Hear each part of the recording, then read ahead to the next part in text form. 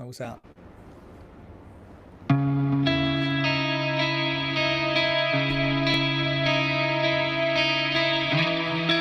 Kia ora koutou katoa. Welcome to The Hoon, where co-host Peter Bale and I go around the week's news in geopolitics and Aotearoa's political economy with a whole bunch of experts, academics and politicians, all to understand our worlds better and have some fun.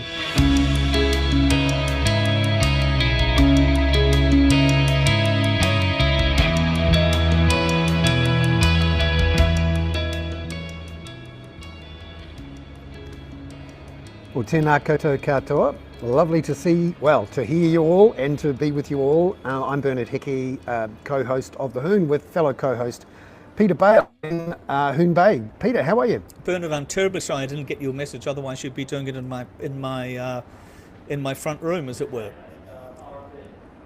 So you're opposite the Waiheke ferry. Yeah, unfortunately, I'm out and about today. Yep, and you just delivered a speech somewhere in Mangawhai, you said? Is it? You weren't talking to all the rich people at Taraiti, were you? Well, I suspect some of them were rich, but I was talking to a bunch of people about our economy, what we're hearing from the Prime Minister, from the Reserve Bank, what might happen next politically and economically, and that was sort of fun. Reinforces my desire to never leave a good internet connection and to always be near my regular tech kit. So yes, my apologies for lateness, people. I've run late today. And also, Bernard, let's just say to the audience that if we're back for our regular Hoon. If you break up too much or whatever, I can take over, because we've got, just to let people know, we don't have Catherine this week to talk about the climate, but we have Professor Robert Patman back from overseas trips and academic work, and I'm really hoping to sort of pull the string on his back and let him talk, because I think he will have a lot to say about what's gone on while he's been away, about Gaza, about Israel, and much more, I suspect, about Donald Trump.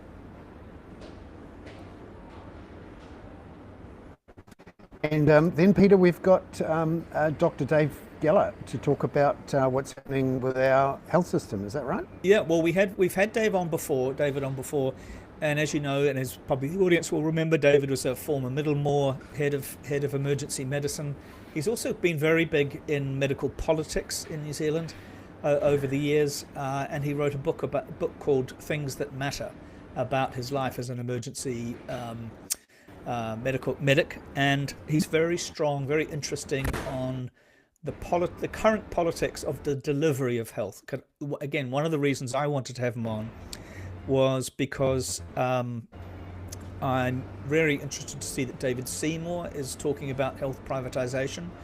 You've got Simeon Brown now in charge of health, and it was interesting to see yesterday for me Richard Prebble using his column in the Herald to talk about privatizing health as well. So, we've talked about this before, that there's a bit of an agenda going here, but I think things are on the move, and I think David is a really good person to talk to about these questions of where we're going on and what the risks might be, but also potentially, because he's fair about these things, what the advantages of a more privatized health system might be. Yeah, so we're going to try and cover the week's news, and also to welcome back a friend of a longtime friend and a regular star on the Robert Patman, who's back with us for the first Hoon of the year. Yeah. Oh, there he is. We hope that this isn't the first Hoon of the year, Bernard. It's the second, I think. Yep. Robert, it's very good to see you. This is Robert's first. So we've missed you terribly, and the audience has missed you even more. We've got a slightly ropey connection to Bernard at the moment, but the connection to you and Dunedin looks pretty robust.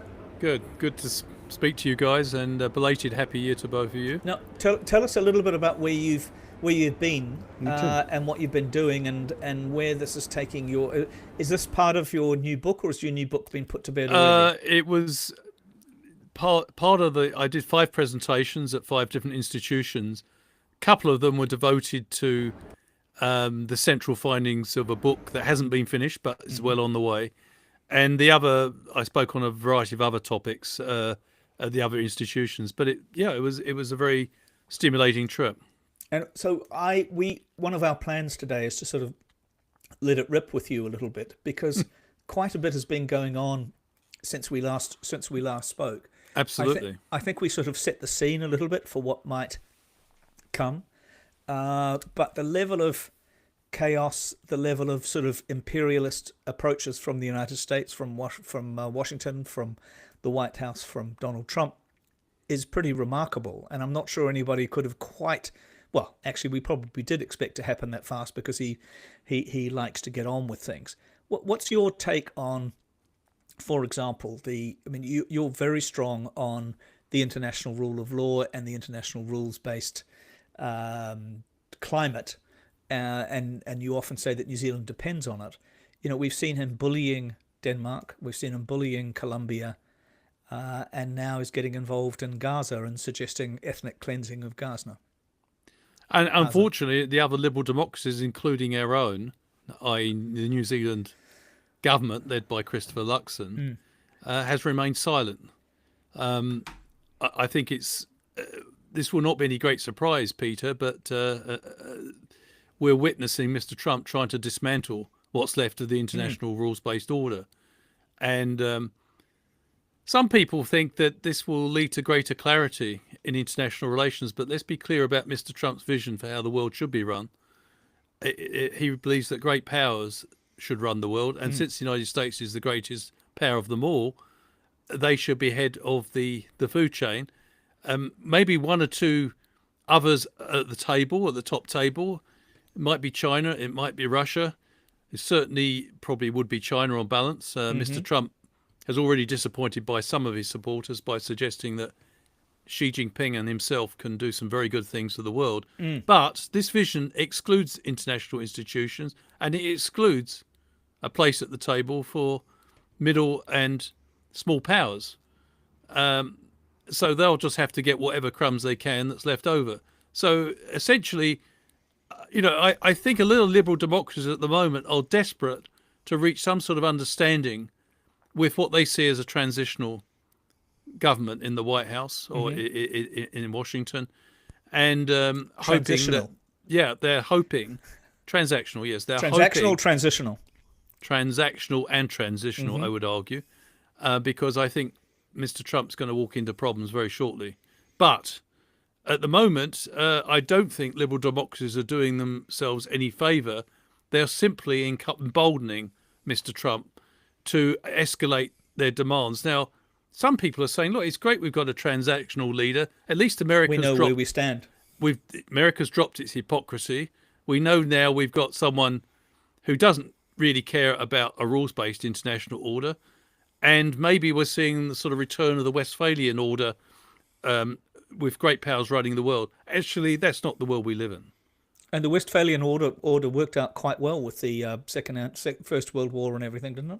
Was the First World War the destruction of the Westphalian order? The 21st century's, But the delusional aspect of this is that, as we've discussed many times before, many problems we now face can't be sorted out by the United States, China, or any other power acting alone. So Mr. Trump is going to bump up against this reality shortly. Yes, he apparently scored a victory against Clumber, in this argument over returning illegal citizens to Colombia. But actually, that's a short-term victory. Yeah. He said that proves, or his spokesperson said it proves that America's respect is back. The world is now respected. It doesn't prove that at all. No. And the Chinese were quite quick to say that their relationships with Colombia had never been stronger. Yes, it's playing into China's hands. Also, Mr. Trump said one day, the problem for Mr. Trump is that his foreign policy is contradictory and at times incoherent. But in addition to that problem, he doesn't seem to be reading the international environment accurately. His vision of the way the world is at the moment seems to be based about 40 or 50 years ago. And he keeps saying there was no such thing as climate change. He can go on saying that, but it will hit him over the head, whether he likes it or not. America's going to be confronted, and it is being confronted, with extreme weather. And so I think those sort of problems are not going to go away. So, Robert, you mentioned that you thought New Zealand was silent. Now, should it? Should? Well, I was in Canada. Winston's taking a pop at various Mexicans and other ethnicities in Parliament. But presumably everybody is just trying to keep their head down, because we've just seen this horrible conversation between Mette Hendrickson from Denmark and Trump over Greenland. And then you've seen the Germans come in behind them. She's done a tour around Europe to try and get a few people to say, Greenland's not for sale. But nobody wants to. I mean, you've even seen Keir Starmer saying, excellent relationship, excellent lunch, and and Donald Trump pretending to say that Keir Starmer's done a good job. I mean, everybody's just trying to keep their heads down, aren't they? Yes, they're all hoping that they can find enough to agree on with Mr. Trump not to disturb the relationship. But Mr. Trump has no such constraints. And by the way, their elusive search for an understanding with Mr. Trump is based on the assumption that Mr. Trump keeps his word. He doesn't. He's already changed. In his first administration, he reached certain trade agreements with Mexico and Canada. He now wants to revisit those agreements. He now has new demands for NATO countries. You remember he had a precondition that if America was to remain in NATO in the long term, all NATO members had to contribute 2% of GDP to defence. Now it's gone up to 5%. So these countries who are scrambling to negotiate exemptions from tariffs, I believe ours is one of them, they need to think very carefully what they're doing. New Zealand in particular, many small and middle powers utterly depend on the rule of law internationally. And yes, people say, oh, you can't enforce it. True. But it does enable that you need predictability to conduct international commerce. A free-for-all is inconsistent with the commercial viability of many middle powers and small countries like our own. So, at some point, middle powers and small powers like New Zealand actually have to deliver a message to Mr. Trump that he's rarely received in his highly cushioned life, which is no. They have, these countries. I think most New Zealanders actually do want our government to be robust in defence of our national interests, rather than rolling over and trying to get a quick fix, and that's not going to work. So we face some tough choices. Yeah, we've got lots of questions from the audience as well. I want to talk to you about NATO. I want to talk to you about Russia a little bit. Sure. But I'm interested in Gaza, particularly. I want to talk to you about Israel, given that Netanyahu was the first international leader invited to the United States to see Trump. In your conversations with other academics in your field, I think your trip was mainly to Europe rather than the States, wasn't it? Or you've been to Canada? No, I spent first week in Canada, which is extremely interesting because I didn't speak to anyone working in government, or decision makers, but I did speak to a number of academics who are highly regarded. But I also spoke, because when people find out when you're from New Zealand, Canadians are very warm towards New Zealand. In fact, they see New Zealand as a bit of a soulmate, so they open up. I spoke to a guy standing in a queue when I was transiting from Vancouver to Toronto on the way there, and we got into a conversation, and he said he'd never voted anything other than Conservative in his life, but he was disgusted, that's his words, he said, the President of the United States describing Trudeau as Governor Trudeau. He said, this is just completely unacceptable. And what is the point I'm trying to deliver here? It struck me, Peter, and I don't know how representative it was, but the people I spoke to almost across the political divide were absolutely infuriated by what they saw as Mr. Trump's outlandishly rude and disrespectful attitude to a country of 40 million people, which is geographically bigger than the United States. Yeah, it makes Mussolini look like a statesman. Yeah. So I do think pushback's on its way. I think we're going to have a sort of honeymoon period with the Trump administration where for about a year, liberal democracies are going to be trying to do their best to reach some sort of accommodation, only to discover that there's no accommodation with an administration which has a radical view of international relations, and one which seems to see NATO and the EU as enemies. Well, I was wondering also, because what we haven't seen yet, so far as I know, other than his appointment of somebody as the UN ambassador, we haven't seen him say anything yet, so far as I know, about the United Nations. And one can imagine that that's going to be a very rocky relationship as well. Yes, but for a long time, certainly since the mid-90s, America's been semi-detached about the UN. And I don't think this administration... I mean, let's be quite clear. Mr. Trump, to his credit, was candid in 2018 when he spoke in the UN General Assembly, and he said, our vision of international relations is one based on great powers. And if institutions like the UN serve great powers, fine.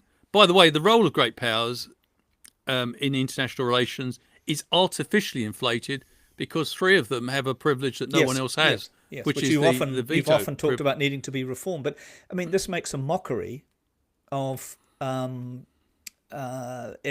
Roosevelt's post-war resolution. I mean, he didn't live to the post-war, but Roosevelt's 5 freedoms, the reason that the United Nations is in New York. This is a mockery of 80 years of however faulty precisely attempts to run the world intelligently. Absolutely, I couldn't agree more. The US played a key role in setting up the architecture of the post-war world, and it seems to be Mr. Trump, and I think this is why half of America is appalled, seems to be trying to undo that. Yeah, no, he seems to be taking America back to the 20s and the 30s, when America stood outside the League of Nations, was protectionist, hence his infatuation with tariffs, and that seems to be the period. If you asked MAGA supporters and Mr. Trump himself, when was the golden period? Presumably, he would say that period. Yeah. I was wondering whether his idol is actually Teddy Roosevelt rather than Franklin Roosevelt, his cousin. It probably fluctuates from day to day. Yeah. When you went to Europe, you were there in the middle of the Trump interventions around Greenland, but also the Elon Musk interventions around the AFD. Yes. Possibly to some extent the UK, because we've got this weird sidekick thing going on, where not only have the world's most powerful man, but also the world's most rich man interfering in the most extraordinary way. Yes, and I think it's deeply alarming I spoke to a variety of German colleagues in Nuremberg and Hamburg and Kiel, and obviously I had lots of contacts with students there. I think there is a degree of sadness, but also deep concern about the direction of America. One point that was repeatedly raised, particularly in Germany, about Musk's comments, is that they doubted whether Musk actually understood German politics or had any intellectual grasp of what he was talking about. And it is incredible that Musk actually said only the AFD can save Germany, when AFD, no German other German political parties will have anything to do with the AFD. Why? Because they've been funded by Mr. Putin since 2014. Their youth go to Moscow for training, and they have a foreign policy agenda which the Kremlin will be proud of. Yeah, and Robert, let me ask you a very specific question, and forgive me if this, and just say so if it's too current and too, the CDR, the Christian Democrats, as you know, just allied themselves with the AFD in a vote overnight around refugees, the treatment of refugees in Germany, which breaks that kind of barrier. Yeah, the attempts that the generally mature parties in Germany have had for 75 years, 80 years, to prevent any alliances with the far right.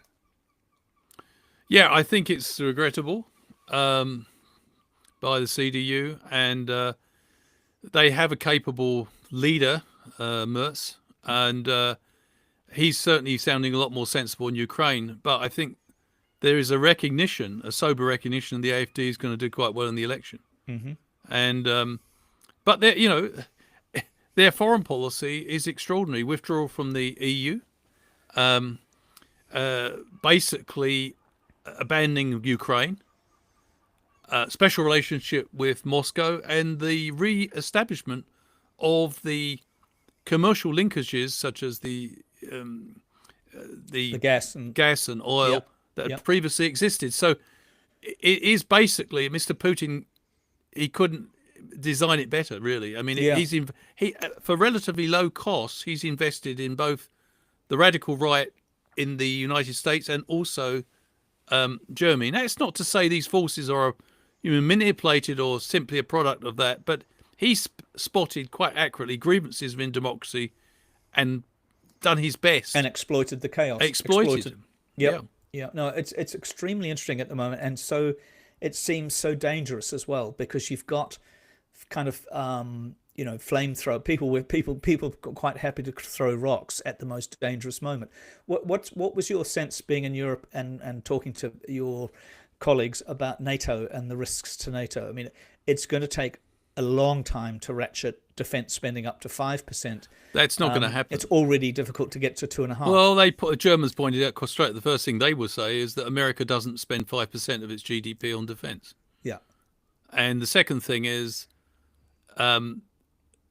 America, Mr. Trump. The thing that I think Europe is getting really angry about, although they've let's be quite clear, the populist right, radical right, is in the ascendancy in many countries. You've got Le Pen looming, the threat there from that party.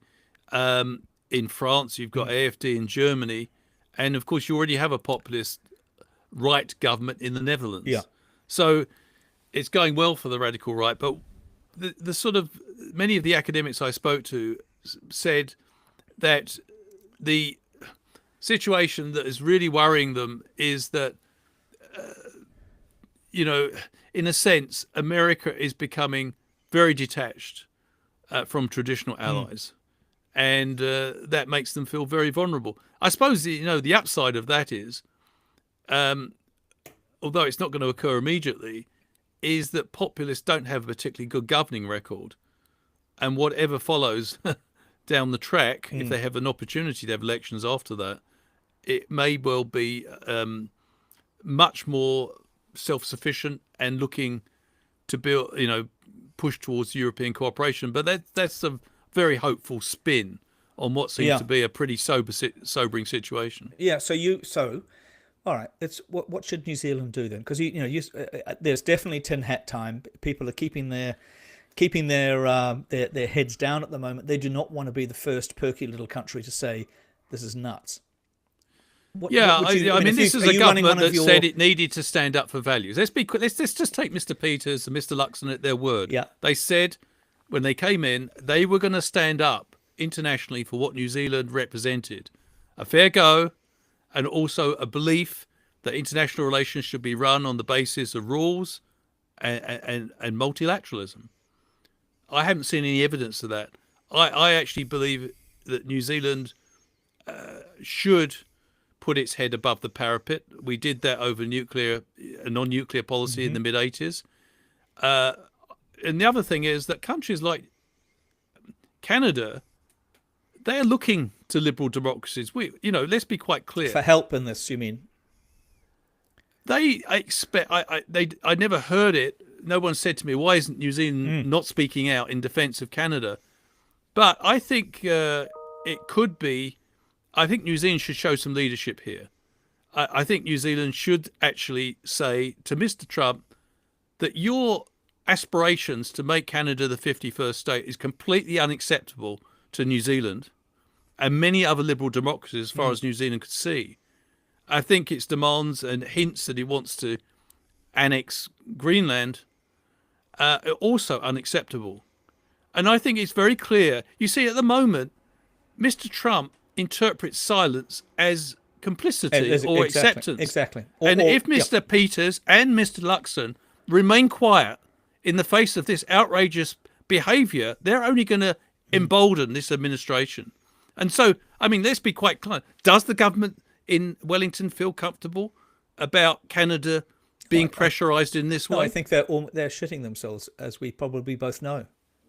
Yes, but there comes a point, to quote the government, where you have to, put your colours on the wall and stand up for what you believe in. And this is what Mr. Luxon said when he was elected. So I think many people would like to see that.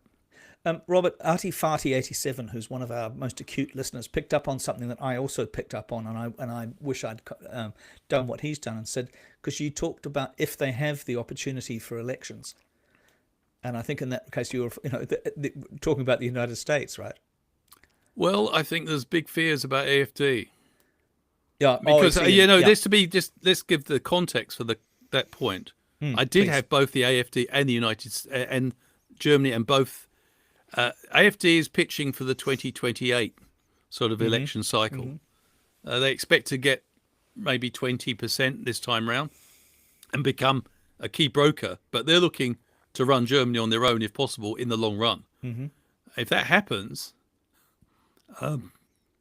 given their views, you can't guarantee that the election process will be preserved. Yeah, and Robert, may I ask you, Bernard's back on and is just going to be silencing himself and then working out his questions. What do you make, two package questions here really, about Netanyahu being the first foreign leader to come to see President Trump, and the Trump comments of let's just clear them all out of Gaza and send them to Jordan and Egypt. What's going on there, do you think? Well, I think from Mr. Trump's point of view, I think he's never made any secret that he said even during the campaign that he believed that Biden wasn't doing enough to support Netanyahu, although he did strike a deal that helped him win Michigan with Arab Americans that he'd bring peace. Exactly. So I think some Arab Americans, and of course many of us won't be surprised by this, now feel very disappointed. But having said that, they didn't particularly want to support the Biden administration either. But should we be surprised that this has happened? Well, let's look at Mr. Trump's appointments. There's some really powerful pro-Netanyahu Huckabee, who supporters. calls the West Bank Judea and Samaria. Well, again, this is just a further evidence of the administration's disregard for international law. As the ICJ has confirmed in a ruling, I think it was in July last year, around about that period, and there was a vote in it in the General Assembly in September last year, the Israeli presence, according to the ICJ, in the occupied territories is unlawful and must be reversed. So Mr. Trump is completely ignoring that, and he does seem to be almost endorsing the forcible displacement of the population of Gaza. And the other thing is that there was a slightly hope that Mr. Trump might take Netanyahu on this whole question of annexing the West Bank, because, as you know, the far-right coalition government indicated in Israel that they were going to annex the West Bank in early 2025. That seems to be very much on. And they've also going to ban UNRWA, which is, again, I don't think there's going to be any resistance to that in Washington. No. So I think Trump just might as well come out and say he supports Greater Israel, and he supports the permanent denial of nationhood to the Palestinians. Robert, I think that's actually, that's a column for you in the ODT or on Bernard's Kaka tomorrow, because that is, I think that's exactly where it's going. And I went back to compare Trump's comments about Gaza, saying we just need to clean out that whole thing and say, it's over. And I was looking up, there are 3 million Palestinians in Jordan, and and Jordan does absolutely not want any more. And then I looked at the Jared Kushner thing from March 2024, and apart from the wonderful line that Gaza's waterfront property could be very valuable, which of course it could, it's a gorgeous, potentially gorgeous place. He talked about, I don't think Israel has stated that they don't want the people to move back there afterwards, but from Israel's perspective, I would do my best to move the people out and then clean it up. This is where this information is coming from. The crucial words there are from their perspective. Yeah. Netanyahu and Mr. Trump may have a vision of, as they put it, cleaning out Gaza, but that's not the reality. The Palestinians, despite having their place of living, their homeland in Gaza, destroyed, they've returned to what previously was their residential homes, all destroyed mainly now. They've returned to the rubble in northern Gaza. Yes, in hundreds, thousands. So very, very bleak. Yeah, they're not going to go anywhere. And the fact of the matter is, it's all very well for Mr. Netanyahu and Mr. Trump to say that they can solve the Palestinian issue by removing them, but that still doesn't deal with the issue of self-determination. In other words, there's no military solution to a political problem. Even if they forcibly expel the Palestinians out of the West Bank and Gaza, they will still have a major problem. And by the way, they are fueling extremism in the Middle East. America is now risking the possibility of some sort of 9/11 or something even worse, because just think of the hatred that's building up by people who've been killed or injured that had nothing to do with Hamas. Do you think they're going to be well disposed towards Israel or the United States? I don't think so. Robert, Bernard had some difficulties with the sound, so he's come back. Bernard. Hello, I hope you can all hear me. Thank you very much for being patient while I get my tech right. Robert, we heard from Donald Trump through the election campaign that he was going to solve the Ukraine war on day one. What do you think's stopping him? Reality. I mean, let's be quite clear. Mr. Trump made a similar claim in 2015 about ISIS. He was going to knock them out in 24 hours. But I think most people, even his supporters, were skeptical about that claim, because I think most people interpret it as simply campaign rhetoric, which, Mr. Trump engages in quite a big way. He's been absolutely conflicted over Ukraine, and I think it depends on who he talks to. He's made several appointments which have been very interesting. His envoy to Ukraine, I think it's General Kellogg, seems to be of the view that the solution is for Mr. Putin to remove his troops from Ukraine. And I think he's been quite influential because, it's very interesting that Mr. Trump, while paying homage to his great friendship with Mr. Putin, and also what he said were the magnificent efforts, or words to that effect, of the Russian people during the Second World War, he claimed that 60 million Russians lost their lives defeating Nazi Germany. They did make enormous sacrifices, 27 million, but that wasn't helped because Mr. Stalin signed a pact of non-aggression with Hitler, and therefore was ill-prepared for the onslaught and that from followed. my memory, 27 million usually includes the Great Terror and the and the purge of officers. Robert, but putting that to one side, he did say, having made these laudatory noises, he then said, Mr. Putin has to end this ridiculous war or face sanctions and trade measures. But actually, that's a bit of an empty threat, because there's very little trade between Russia and the United States at present. But it's interesting. The next day, having apparently reversed himself and apparently holding Putin's feet to the fire, he suddenly said Zelensky should never have allowed the invasion to occur, which was a complete contradiction of what he said the previous day.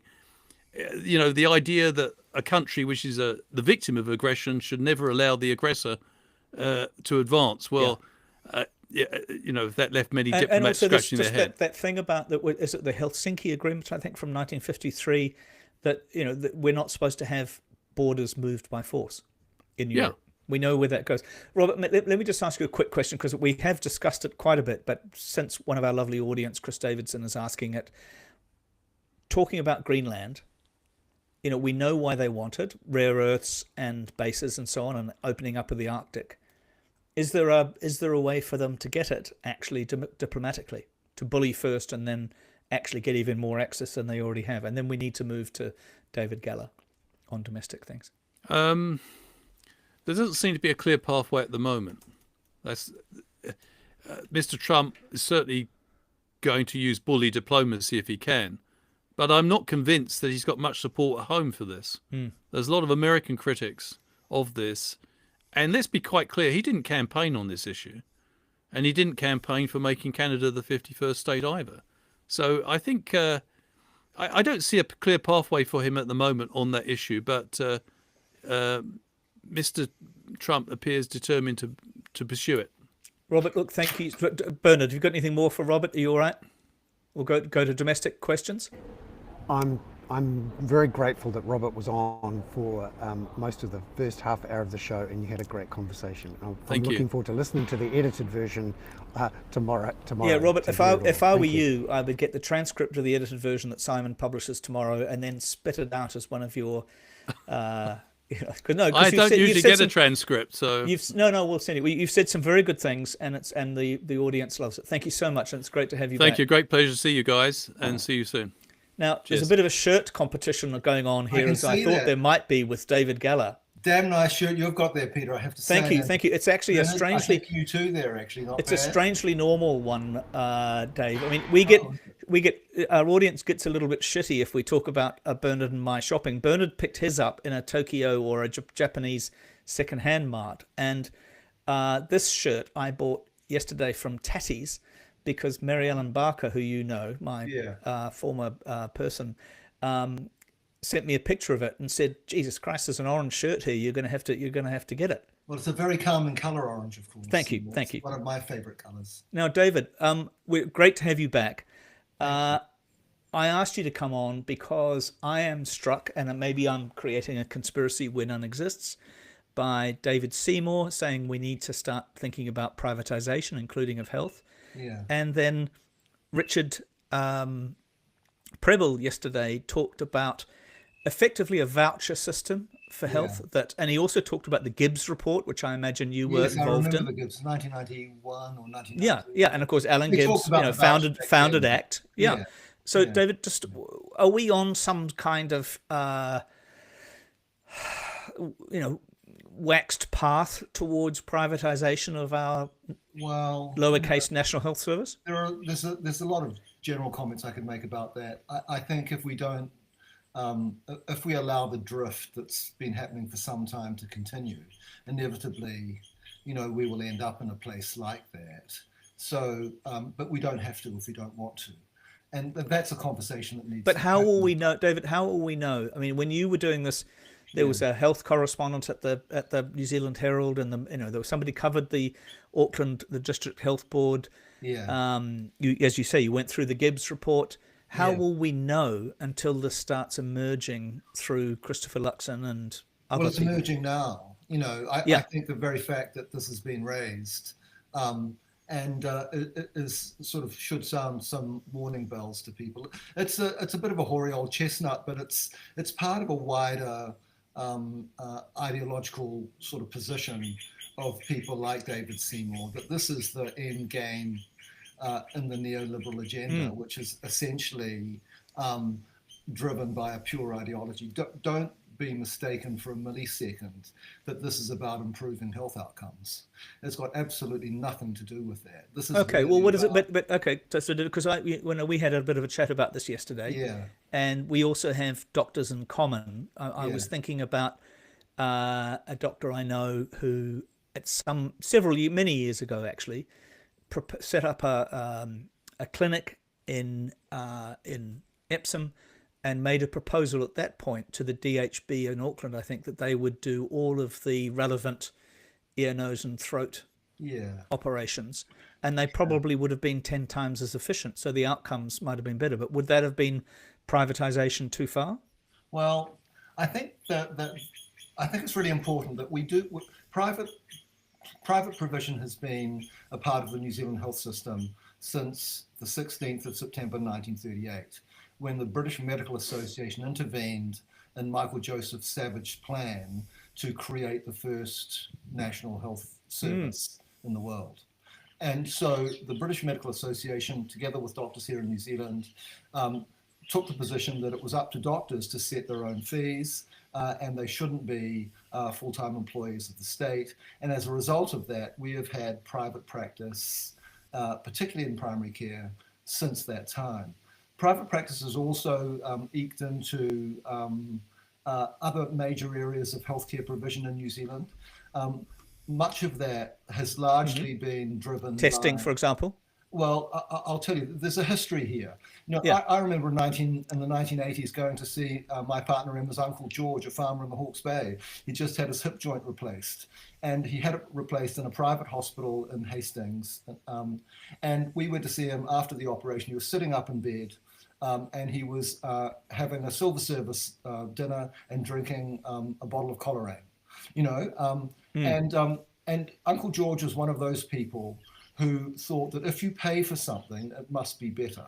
Mm-hmm. He also was quite keen on personal choice. He wanted to choose who should operate on him, when that operation should take place, and where it should take place, and the kinds of circumstances that determined. Well, that's quite nice. I'd quite like that too. Well, that was. Well, actually, what I'd quite like is not necessarily another fellow member of the Northern Club. Not that I'm a member of the Northern Club, but I'd like the most competent person to do it in the best place for it. Because I also know that in lots of cases, particularly in England, when you go private for things like childbirth, for example, if something goes wrong, you're whizzed pretty quickly across to the same here, and that's always been the case here too, Peter. But it's interesting looking at the history of how private practice has slowly emerged over time, certainly in the surgical areas and the medical specialty areas, where medical interventions.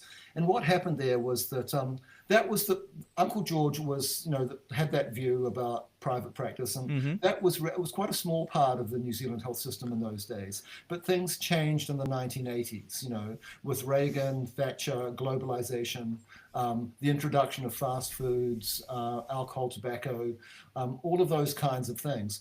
Certainly, the role of the state, which was kind of to provide those sorts of social services to their population, was being challenged by Reagan and Thatcher in those days. It was a time of shrinking governments and taking less responsibility and handing things over to people to take responsibility for themselves. So there was that whole business of investment that previous governments saw as being a really sensible thing to do. The governments post that neoliberal introduction started to see all of this stuff as a cost. The inherent value of investing in social services like health and education and things like that, housing, all those things, actually was lost and all became defined in cost terms, how much it costed to provide that service or how much we could gain by selling it off to someone else. David, I can see Bernard is just itching there, because what you just did was essentially a guest column for him and his kaka, because you're bringing it back to economics, and so we've had a problem today that Bernard's in somewhere with a not terribly good reception, David. So but Bernard is busting go for it. Go for it, Bernard. Go for it. Thanks, Peter. David, it's great to have you on the show. I'm curious about where the dividing line should be between public and private, because we know with things like testing, perhaps maintenance of buildings, provision of telecommunications, PCs, that sort of thing, it sort of makes sense to buy that in from the private sector. But what's the base, and where should the dividing line be? Yeah, well, I think you're absolutely right. No, the private funding of all sorts of different things now, and particularly diagnostics, laboratory and radiology are really big.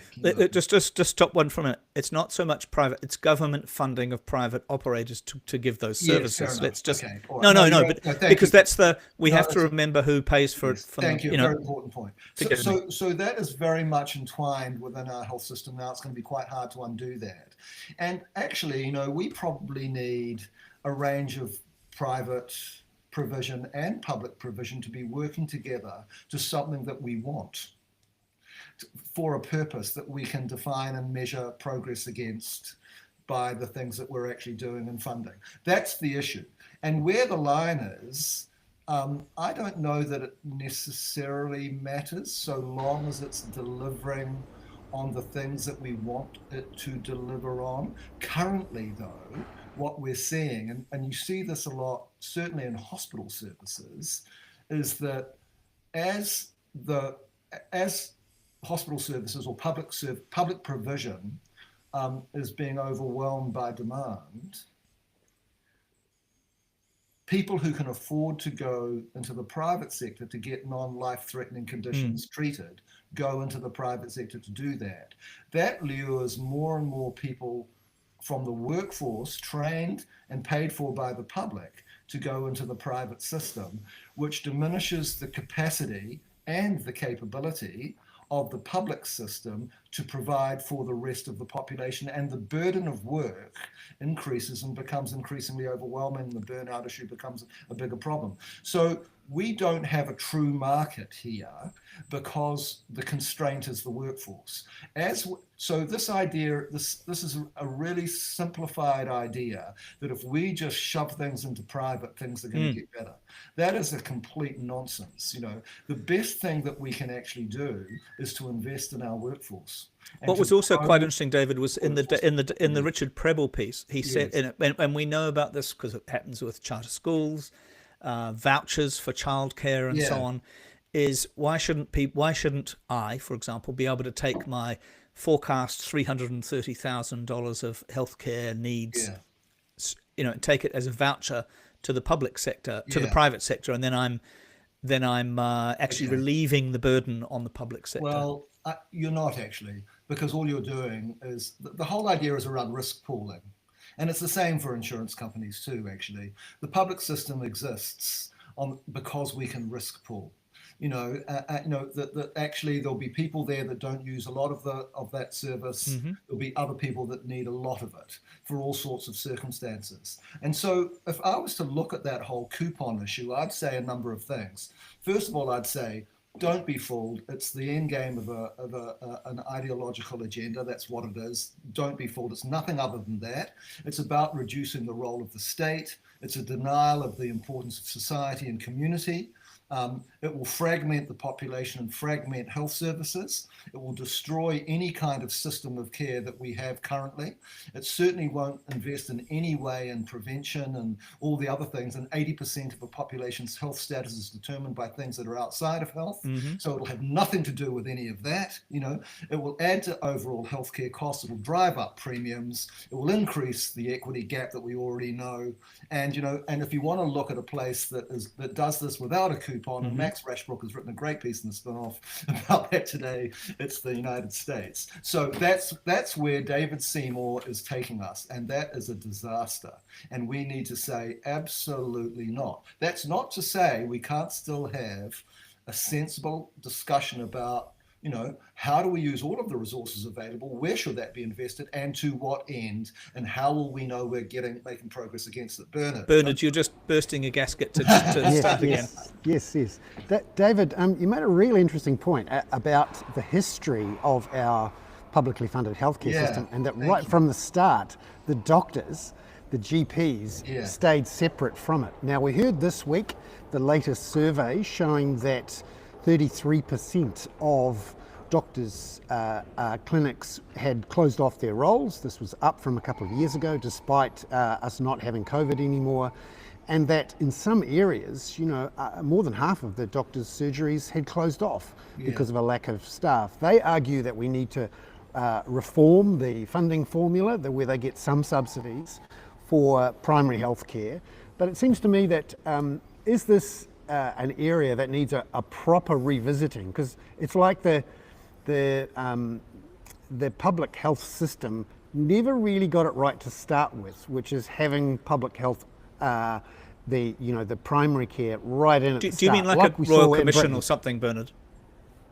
Well, at the moment, we've got this hybrid system where there's some public subsidies, but there's still a lot of control over the final price for doctors.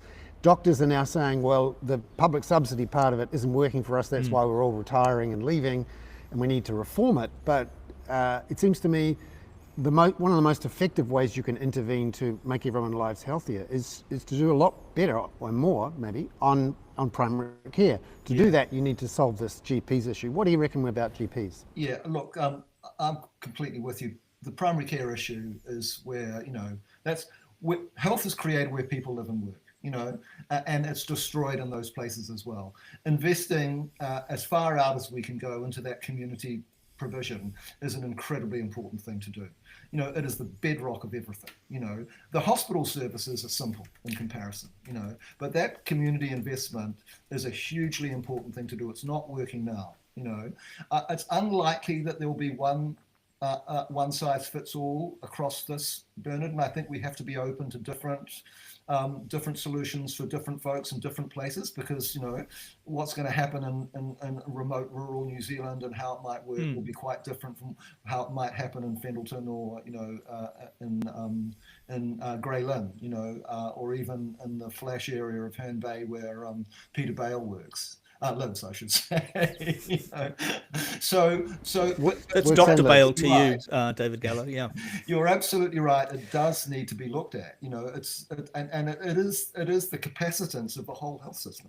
Yeah, and also, other people in the chat have talked about this, but I do want to point out, and it's not an absolute thing, but that life expectancy in the United States is 79 years.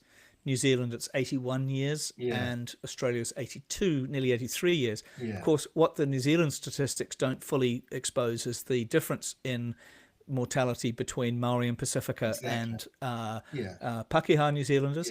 Infant mortality. I mean, I used to work with a friend who was I used to have a friend in Washington who was a British diplomat, and she would point out that Washington DC and the surrounding area of Maryland had a worse infant mortality than sub-Saharan Africa at the time when she was there. Infant mortality, US 5.4 per thousand births, 4.2 in New Zealand, which is quite high, it seems to me. But again, actually, that is probably and that varies from the area to area, of course. And probably by racial aspects, geographical areas and socioeconomics, and ethnicity too. And Australia's 3.1. All right, look, David. One of the interesting things about the ethnicity thing here, it's quite interesting. Just taking apart Te Aka Whaiora, by the current government. Was an incredibly dumb move, and the whole thing has been painted in completely the wrong light about two different systems, and I think I've said this before on the previous podcast, and I think it's an important point to make to your listeners, that when we see our healthcare professionals, whoever they may be, what we want is for them, we want it to make a meaningful, or them to make a meaningful connection with us. Yes.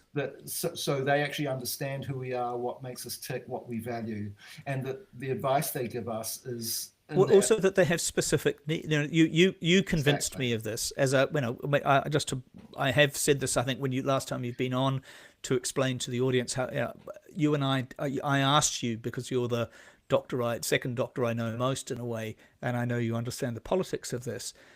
I asked you about the point of the Maori Health Authority, and you said, well, nothing else has worked, so let's give it a go. Yeah. And everything after that. And I understand the arguments about bureaucracy, but understanding the specific needs of that community and the pressures on them seems crucial.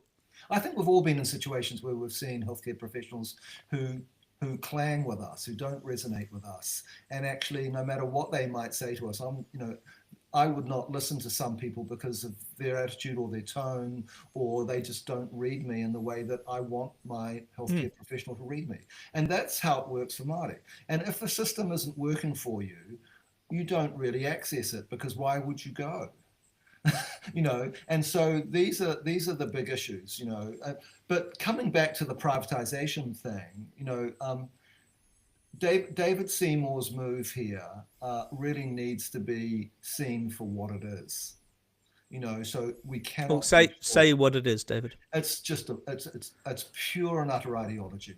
It's pure anti-state, it's anti-society, it's anti-community. It's setting up individuals against corporations. It's dividing people away from the very things that bind us together as a society. But David, it's completely and utterly wrong. If we punish the poor people with shitty kids' food and shitty health, they will eventually become not poor people, and they'll take all of the opportunities that the rest of society has to get up off their knees. Yeah.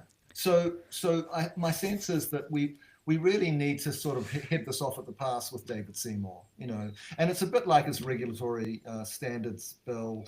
It's the treaty principles bill. These are all barriers to the end game of this extreme neoliberalism that he signs up to, and barriers to fairness, it seems to me. Sorry. To fairness and consideration, Yeah. And as you said, I mean, no wonder TV New Zealand shut down Fair Go. Yeah, it's kind of interesting. I don't know whether you remember the core services debate. Do you remember that one back with Sharon Crosby way back in the?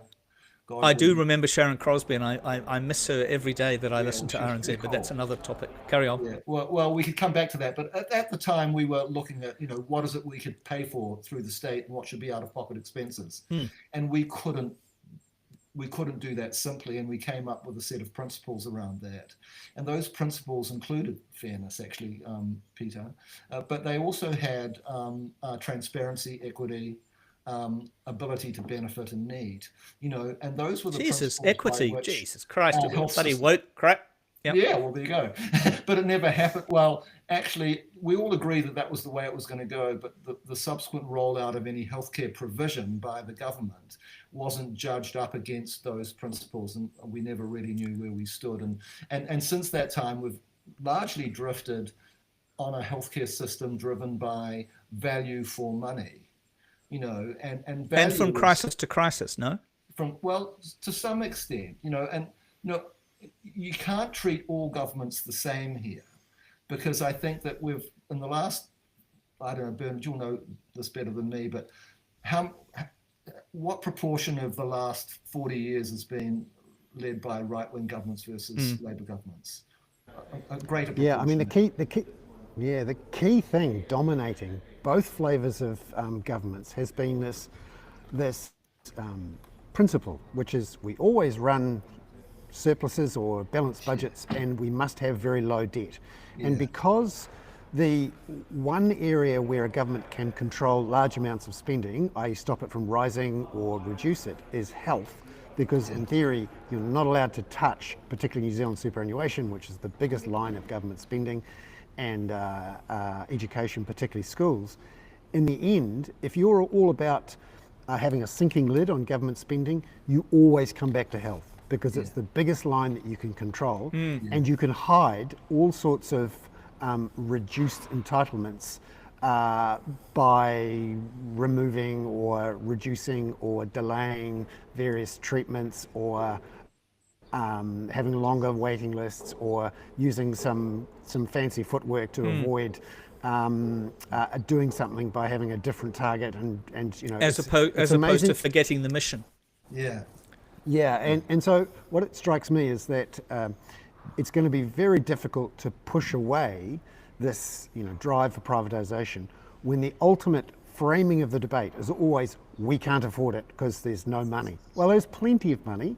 It's all about whether you want a state to keep people healthy, to educate them, and ultimately to have a healthy society. Because in the long run, I reckon that this libertarianism, this, it's all about me, you may be a human, but you're not my brother, I'm not responsible for you, I got here on my own merits, you have to get there on your own merits. That stuff ends in big high walls and barbed wire. Absolutely. And billionaires asking whether or not their security guard is going to run away when the zombie apocalypse happens. Bernard, that was an excellent soliloquy. Sorry, I agree. sorry. And the question is, no. I think you two we need to. One of our audience, Special K, says you are her new favourite chap on the show, which I knew would happen if I brought you in. I mean, shirts and all, we can't compete, and I can just, You know, I mean, people saying my snark doesn't work, and they can go to hell anyway. Well, Bernard, you're an economist, Bernard. So this is an accounting challenge. In fact, there was a very interesting book published 10 years ago. It's called Six Capitals by an Australian accounting academic, and the byline of the title was "How Accountants Can Save the Planet" by building into the business case how we account for the things that we currently don't account for. Yeah.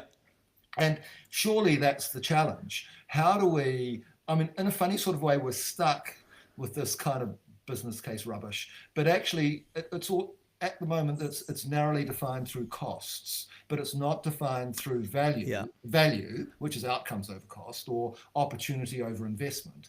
And it's certainly, and so that's the challenge for us, actually. How do we actually account for those things that currently... Well, also, David, I'm going to have slightly the last word before we say thank you, because we've got to do a skateboarding dog, and Bernard has to get the ferry. But when you say value, it's also got to be values. And I Values-based value. It's values-based value. Yeah, and I suspect that what we're talking at the moment is about who deserves what? Who deserves to have that support? Yeah. Who deserves to... be looked after by the state to some extent. Anyway, thank you, David. Thank you so much. Yes. It's very hard for me to get the last word when you're on. This concept, David Seymour's love of this word equality, as though we're all the same. Tell the man with the limp to run faster and keep up with the rest. You know, because you're a poet. Talk to you later. Thank you, David. All right. Nice to see you. Thank you, everybody. So, shall we do a quick skateboarding dog? Thank you, Peter. Yeah, because it's just one quick Swifty from Sweden, which is a man convicted of drunk driving a drone. He was it weaving and bobbing? Well, he was flying flying a drone over a classic car event. Which, if I have one when the Ellerslie classic car thing is on, I might have to get one actually. Police noticed that while the drone, when they found the spot where the drone was being controlled, a man whose bloodstream contained 0.69 parts of alcohol admitted to flying it. Under Swedish law, anything above 0.2 parts alcohol is punishable. One is a serious offence. I think New Zealand is New Zealand 0.5 or 0.8. I think it might be 0.8. Well be. I suspect it's higher than some of these other places. Yeah. I thought that was a very amusing story, and the guy said, it wasn't me, it was my mate, and he just left the controller in my hand. Well, it must have been quite unnerving for people in Sweden to suddenly see an out-of-control drone swooping and swerving above their heads. If you were next door in Russia or in Ukraine, an out-of-control drone turned up over your heads, I'd be hiding under the chairs. Okay, speaking of tasteless stories, there was a very good piece, I think, on the BBC yesterday about forgive me, it was CNN, Nick Payton-Walsh, about the Korean soldiers being taken prisoner in Ukraine, or in the Russian bit of, in Kursk, who've never confronted or never known of drones before. So they're outgunned, they're outdroned, and they would rather commit suicide than surrender. But sorry, that was a bit bleak. Now get on your ferry. Yes, thank you very much, Bernard, Peter. it was lovely to see you. Lovely to see you over the weekend, and thanks so much to Carl and Connie. Carl is a big listener of the Hoon, for entertaining us in their lovely restaurant in Waiheke the other night. And we did pay, but Carl did give us a bottle of wine. So that, again, people don't accuse us of being capitalists. It was a wonderful night. Thank you very much, everyone. We'll see you next week. I will be on a much better connection. Thank you, everyone. Bye-bye.